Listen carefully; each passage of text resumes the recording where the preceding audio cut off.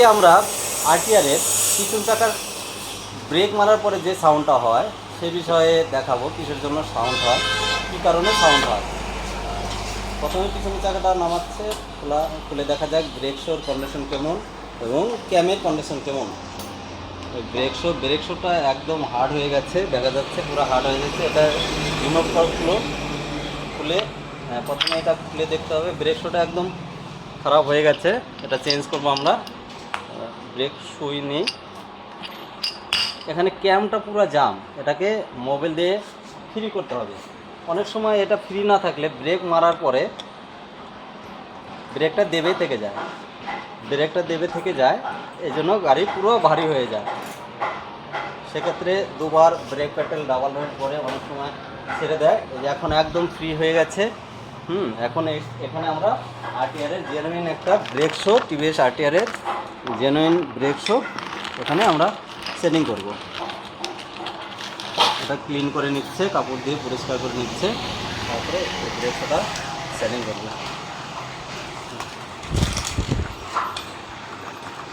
Setting করে এবং break ডাউনটাও আমার দেখে নিতে হবে কেমন আছে। অনেক সময় ব্রেক ডাউন ক্ষয় হওয়ার কারণেও আওয়াজ হয়।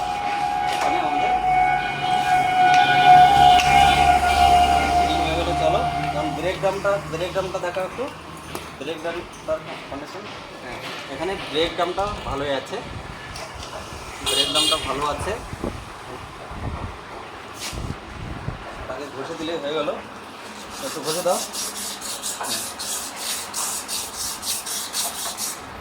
এইভাবে সাধারণত শীতকালে সেভাবে ঘষে দিলে আওয়াজ থেকে মুক্তি হয়ে যাবে। আর অনেক সময় জল ঢোকার কারণেও এখানে সাউন্ড হয়, যদি ব্রেক শো খারাপ থাকে এবং এখানে ড্রামের ভিতরে কার্বন চলে আসে। সেক্ষেত্রে সাধারণত চাকাটা খুলে ড্রামটা ঘষে দিলে আর ব্রেক শো খুলে দিলে আমরা সেই আওয়াজ থেকে মুক্তি হয়ে যাবে। কমপ্লিট হয়ে গেছে, এখন একটু হাওয়া দিয়ে ক্লিন করে নেবে।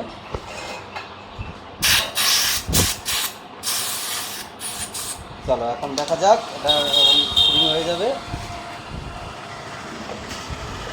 কমপ্লিট পিছনের আর ব্রেক শো ফিটিং একদম।